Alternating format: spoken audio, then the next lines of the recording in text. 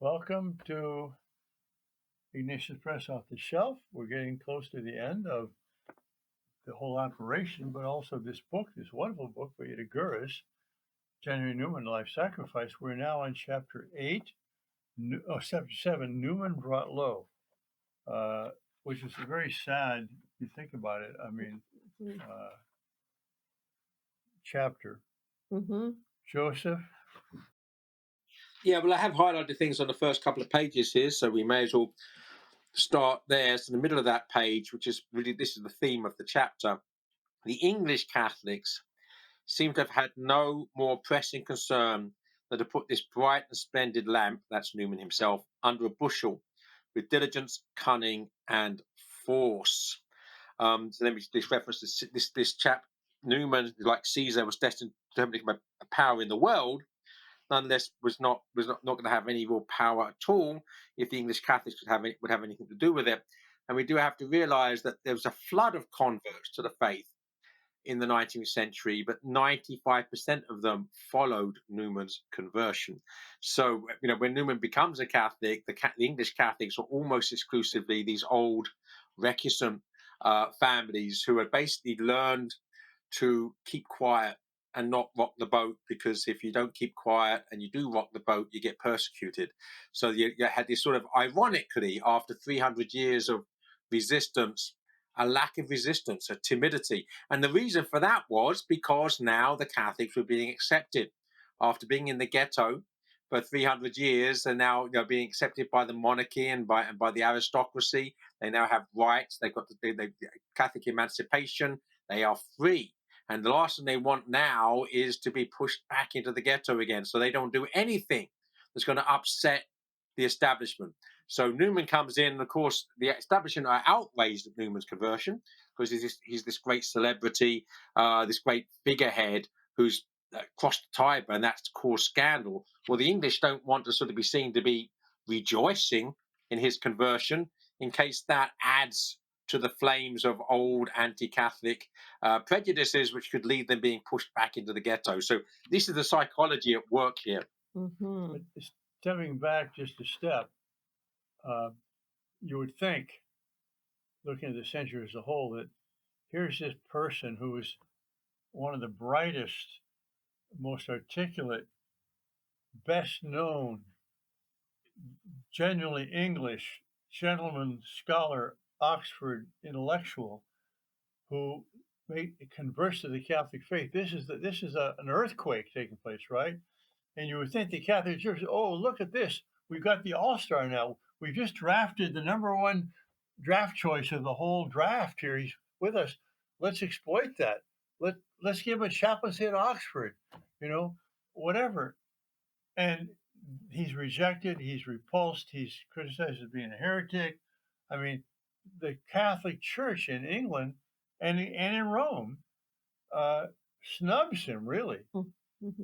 I mean, you would think that after what he went through to come into the Catholic Church, there'd be a warm welcome saying, it took you a long time. We realize you struggled. We're here for you. How can we help? No. Yeah. You And explain the psychology, Joseph. how can we help you? And how can we help you use your immense gifts to evangelize England for the faith? I mean, none of that.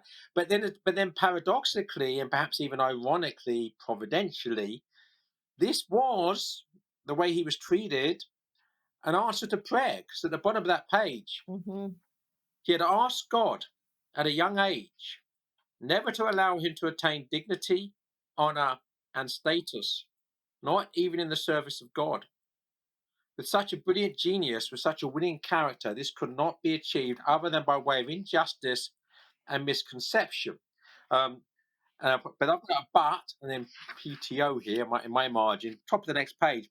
But it seems that God also takes such offers seriously and accepts them when they are meant sincerely and seriously.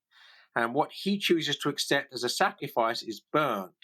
It is never given back. So yes, so it isn't just that some sort of worldly sense that someone as great as Newman could only be subjugated by injustice and misconception. Yes, perhaps in a worldly sense, but above all this is God's providence. that Newman prayed for something, God gave it to him, and we all that know that phrase: "Be careful of what you pray for." And Newman has his prayer answered, and he has to live with it. I mean, basically, he asked to be cast into the desert, and God casts him into the desert. Mm-hmm. Well, I recall when this manuscript was first sent to us by the translator, Bryson. What's her first name? Jennifer. Jennifer Bryson. And I saw the title, John Henry Newman, A Life Sacrifice. What's that all about? A life sacrifice? Newman, the great Newman. How could that be? Well, she's made her case, it seems to me. Mm-hmm. Absolutely, it's the worldly life that is sacrificed. Mm-hmm. Yeah. Just below that, Say that, a worldly life? it's his life as being a success, which is sacrifice. Yeah, Success. but not just worldly. His life as being someone who is renewing the church, supporting the church, a leader in the church, not just in some secular sense, no, a religious sense. He's sacrificing his religious prestige, Mm-hmm. Mm-hmm. Yeah, no, I do agree with that. Although, of course, he doesn't, because look, he's just been made a doctor of the church. But it's all in God's good Well, yeah, time, right? now, I mean, he could Yeah, get yeah, to yeah. 100 years. No, I know exactly. I know. I understand. So just Not below 100. that, we don't need to talk about it now. But I want to quote the sentence because we've just done it. We have discussed it. The old Catholics of England were the product of a centuries-old ghetto. Mm-hmm. So we've discussed it already. That ghetto mentality that the recusant old Catholic families were living with, and that's part of the problem here. Mm-hmm. Mm-hmm. And also his what came later, his writings on conscience, his writings on the truth, the pursuit of truth being something wrought out by many minds. I mean, this quote here from a letter from 1863 at the bottom of 168: truth is wrought out by many minds working together freely. These kinds of ideas were a little bit threatening to the hierarchs of the Catholic Church, who had a kind of patronizing view of the laity. I mean, Newman is not a layman, but his preaching and writing and everything was directed toward a broad audience, right? And so, there was this patronizing attitude on the part of a lot of the Roman clergy. No, no, no, don't let the lay people think too much or read too much or question too much. That's dangerous. And of course, it can be if it's not in search of the truth.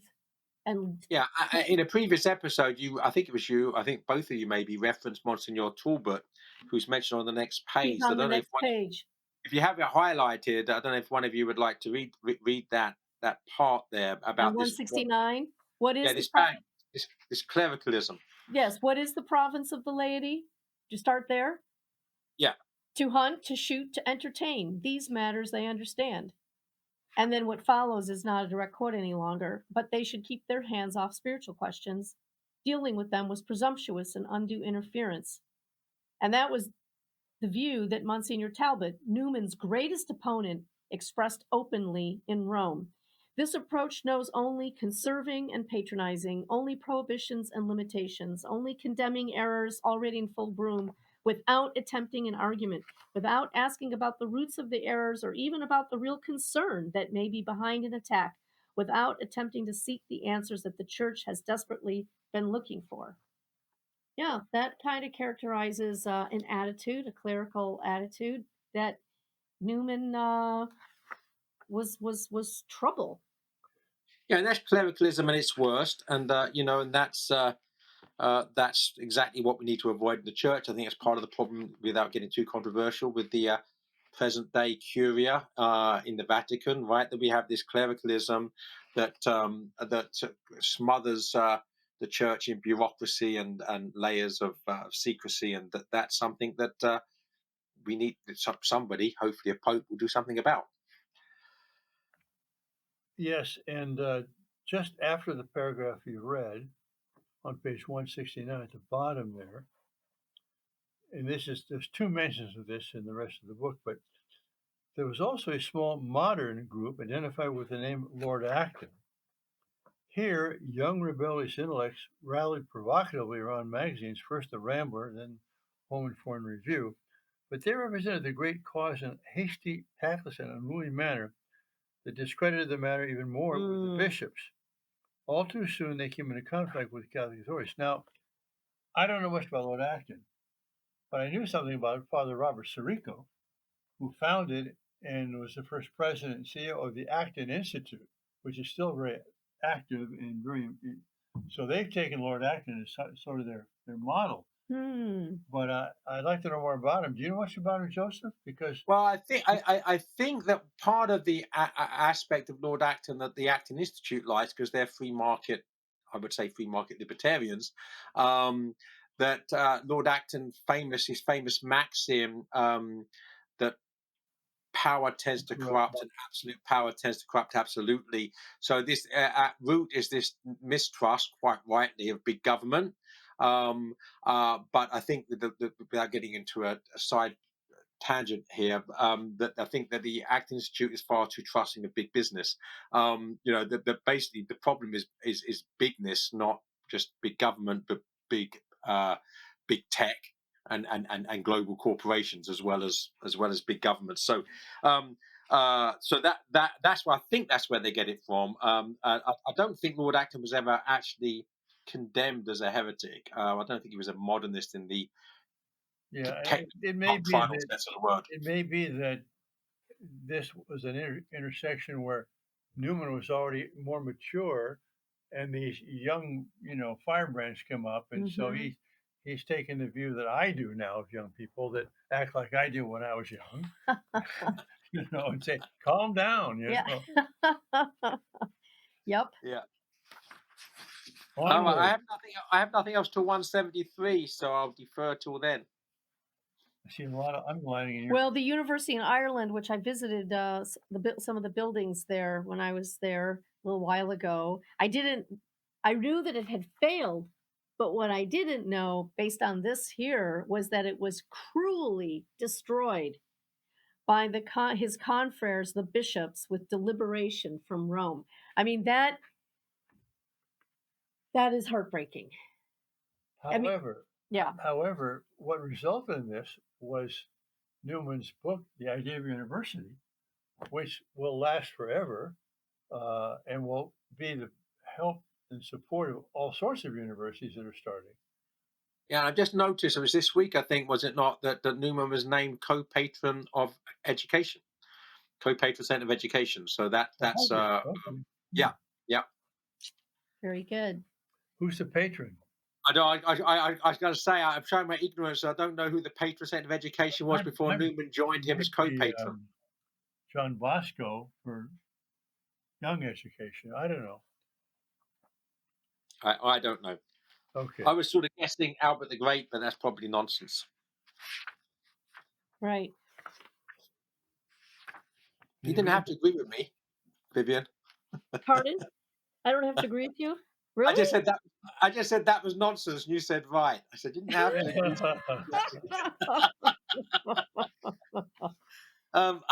I've got bottom of page 173. So if you have something before that, please. No.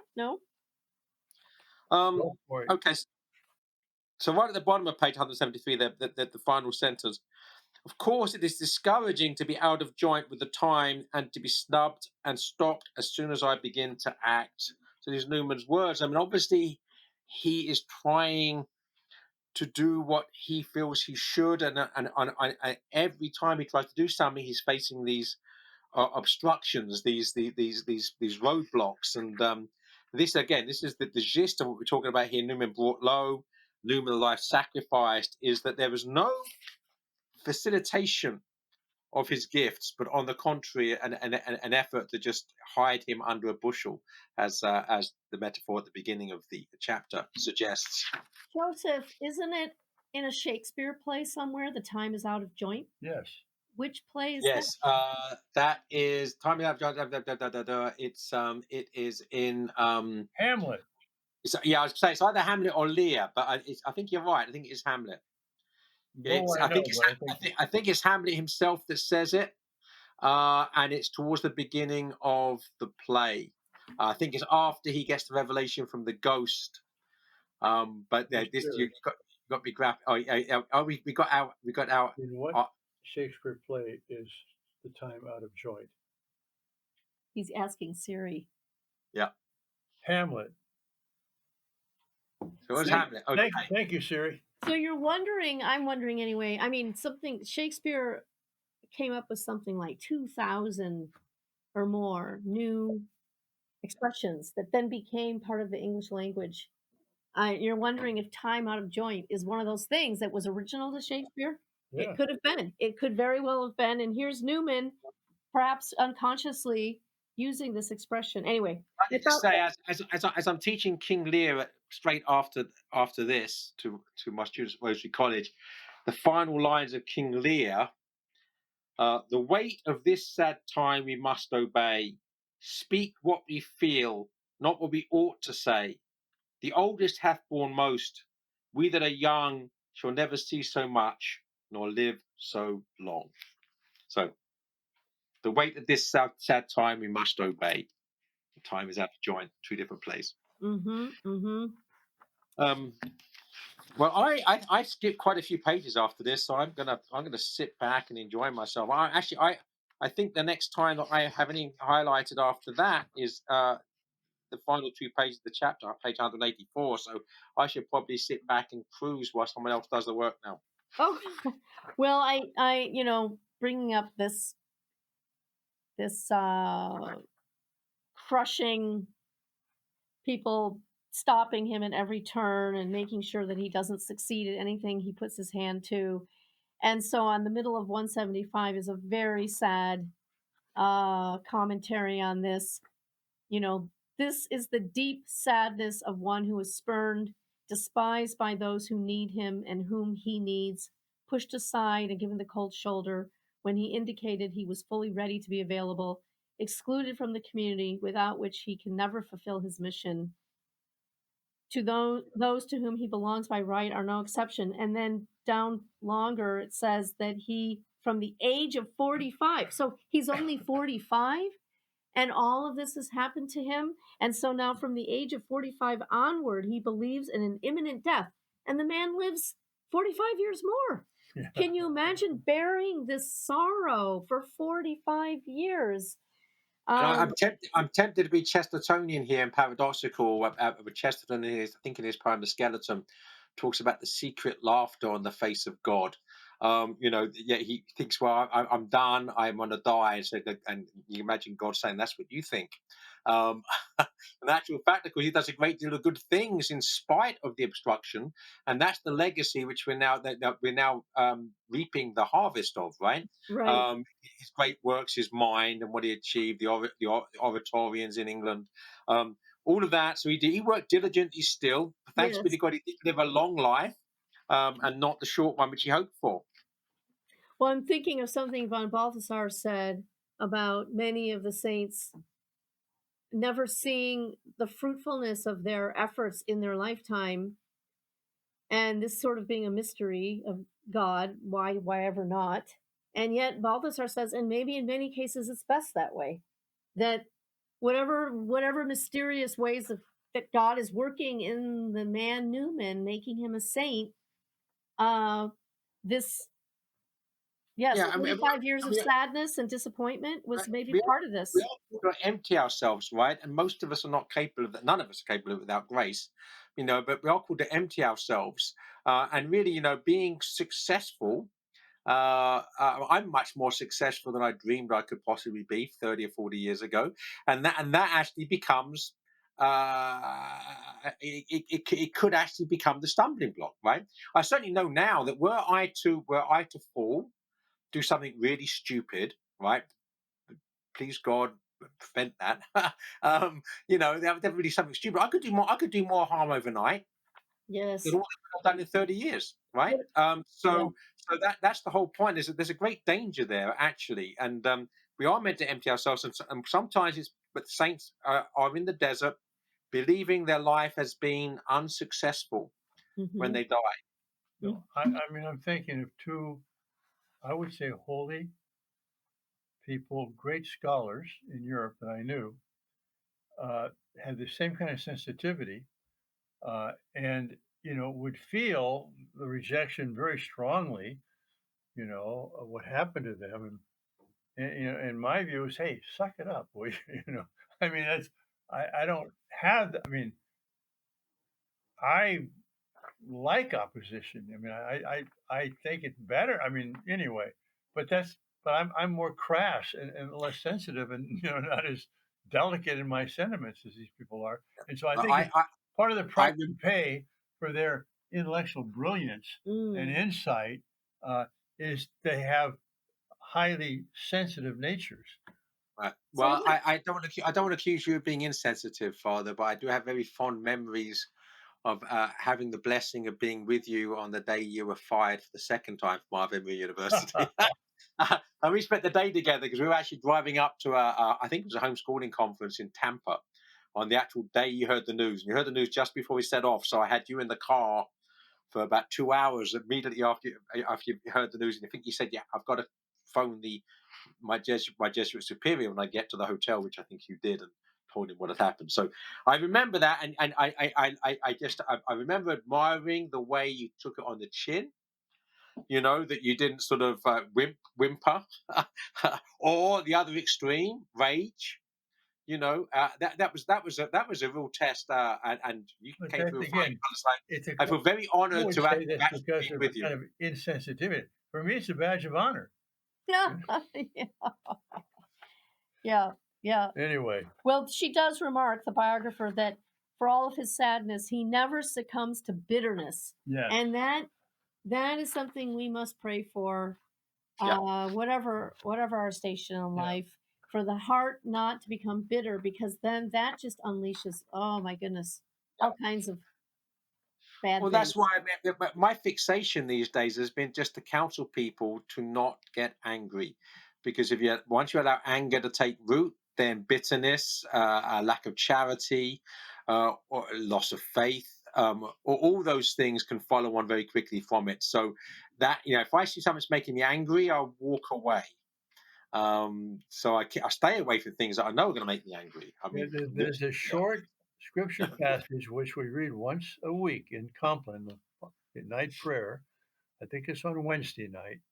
Uh, Let not the sun set on your anger. Hmm. yeah, absolutely. Yep. Well, I said I'm still sitting back here. I'm going to happy to bring the curtain down when the time comes. We have more time still. As I've nothing highlighted to page 184, so I'm still cruising with on other people's tracks here. Well, so help us out, Joseph. When is he made a cardinal, and why? Because this next chapter after this is about his piety, but here's Yeah. all of this, being spurned and disparaged and misunderstood and da da da da, and then next thing you know, he's getting a cardinal's hat from the hands of Pope Leo the 13th. Yeah, And that's but the big I thing, think that now under can't this remember. pope he'll be a I can't doctor of the remember church. the exact date now. I think it was the 1860s. But I think that the key thing was that they gave the cardinal's hat to Cardinal Manning. When was Um, Newman made a cardinal? 1879. There we go. Well, much later. I said 1860, much later. But I think that it's uh, because they gave the Cardinal's hat to Cardinal Manning. And I think by this time, Newman's light was very much, his star was very much in the ascendant. So, in spite of, all of the problems he had when he first became a Catholic, by the time, he's now in his late 70s, he is the grand old man. That he has a great deal of gravitas surrounding him, and that they gave the Cardinal's hat to Cardinal Manning, and I think that the things were sort of moved around, especially as Manning and Newman. There's an element of friction between them that really, that it was appropriate and right and just. If they're going to give the Cardinal's hat to Manning, they should give it also to Newman. That's my understanding. And here it was Pope Leo the 13th, and it's going to be Pope Leo the 14th who names him a doctor of the church. So that's an Yes, indeed. interesting little Yeah. echo through Yes, time, indeed. right? So when you say they gave it to this, the Pope gave the cardinal's hat to Manning and Newman. It makes it sound as though Newman didn't. that his own merits weren't esteemed, or No. On the contrary, I think that it would have been seen as being somewhat of an anomaly that Manning should receive the Cardinals hat and not Newman, because quite clearly Newman was the one who warrants it more. Not that Manning didn't, but and to give it to Manning without Newman would have been seen to be odd. Because quite at this point, Newman was quite clearly, in terms of his influence and impact on the church and the gravitas with which he was seen, at least Manning's equal. Now, Manning was very influential in Victorian England, in the Victorian Church. So I don't want to do anything to sort of undermine his position. But the point is that it would have been really weird if Newman was overlooked. So, and that's not saying that he didn't deserve it. On the contrary, that he so evidently deserved it that if he weren't given it and they were going to give it to someone else, it would just have been almost scandalous. So now this brings up a question to me of, so it was obvious he deserved it, his merits warranted it, and yet here's a man, from his own internal perspective on himself, nobody likes me. Nobody thinks I'm doing anything that's worth anything. Yeah, I mean, is there a kind of just talk about something out of joint? Is his perception of himself not? I think we have to remember Hamlet's a perfect example of it in terms of drama. But every person's life is true. I mean, I speak now as a biographer. No, Hamlet at the beginning of the play is not the same Hamlet as the end of the play. In other words, Hamlet's a dynamic character who's on the move, and anybody who's on their way to heaven, as we now know assuredly that Newman was, is a dynamic character. So what's not clear and evident in this is that to what extent Newman's the harshness and hardness that he experiences following his conversion, 1845 after all, right? This is 1879, 25 years later. To what extent is that still true when Newman's older and wiser and more serene and more settled as a Catholic and more accepted after time, with all the dust settles and all of the everything else? So I think the one thing about this because it's not a biography per se, right?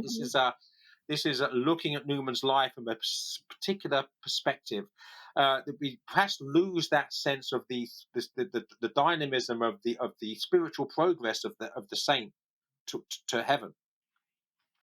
Well, it's always been a puzzle. I mean, that the saints are always saying they're the greatest of sinners, right? Well, are they just saying that? Is that a posture they're making?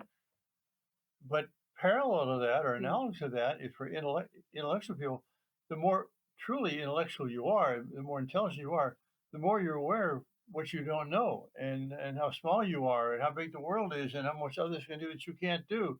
So there's a natural sense of being conscious when you have a profound intellect of how small that is. So and also I think the sanctity is sensitivity, right, to sin. So the holier we become, the more sensitive we are to our failings, to our not doing what we know we should do. Whereas if you're a complete hardened sinner, right, you're desensitized. So I think that obviously the saints are going to be much more sensitive to their failings than those who are less holy. I mean, that's just it's like Augustine looking back at his child. I stole that pear, and I mean, most people would not even remember the event, but he says, no, I didn't just want the pear. I wanted to do something wrong, He saw how horrible that was. Naughty. It's about the desire to be naughty. Exactly. I do not want to let pass a little fragment, a little factoid on page 178 in the middle, because I mentioned the fact of his writings. I mean, for me, Newman is Apologia. It's areas of the 4th century. It's University, Grammar of Assent, Pro Complaint Sermons. He wrote 70,000 letters. Wow. I don't do that many emails. I mean, and you can email pretty quickly. He wrote 70,000. Can you imagine that? I mean, that's 1,000 letters a year for 70 years. Yeah. Well, I mean, that's 3 letters a day for 70 years. Yeah, and yeah, exactly. And you had to write them out longhand. and put Yeah. them in the post, put a stamp on them. And you Yeah. might have had people do that for him, but I mean, it's not like just hitting the send button, right? Yeah. Yeah. So if we're ready to finish, can I just maybe conclude with towards the end of the chapter there? I'd like um, to finish with the memories by Bishop Ullathorne of Newman. Sure. This is after the Cardinal's house, 1879. So we have a Newman who is in his late 70s. So, bottom of the page, so the poignant scene of his 184. farewell, 184. 184, yeah, towards the bottom. The poignant scene of his farewell to his Bishop Ullathorne. The bishop, who came to visit the aged cardinal, now the most celebrated man in English Christianity, and to congratulate him on his crimson cardinal vestments, relates, and this is Bishop Ullathorne remembering, as I was rising to leave, he said in low and humble accents, "My dear Lord, will you do me a great favour?" "What is it?" I asked. He glided down on his knees, bent down his venerable head, and said, "Give me your blessing." What could I do with him before me in such a posture? I could not refuse without giving him great embarrassment. So I laid my hand on his head and said, "My dear Lord Cardinal, notwithstanding all laws to the contrary, I pray God to bless you, and that his Holy Spirit may be full in your heart." As I walked to the door, refusing to put on his biretta as he went with me, he said, "I have been indoors all my life, whilst you have battled for the church in the world." I really don't even want to comment upon it. I think it speaks for itself. Well, this is a comment in a sense, but after Father Drubach, who was also rejected and sidelined and pushed aside for many years, was then made a cardinal by John Paul II. He was an old man. He lived at Rue de Sèvres, the Jesuit residence in Paris. He had a little suite, which had a little bedroom, a study, and a little chapel. And I took a night flight. I was going to Rome, but I stopped in Paris, and I hadn't said mass. So I went to Rue de Sèvres, and I went to his apartment. I said, "Would you mind if I say mass in your chapel?" He said, "Of course." So I said mass in his little chapel. Cardinal Lubac, over 80 years old, he served my mass on his knees, the whole mass. So when I read this about Newman and Ullathorne, I thought, yep, yep, that's it. All right, Sanctity speaks for itself. all right. We'll be back for either an ultimate or penultimate session. Thanks, everyone.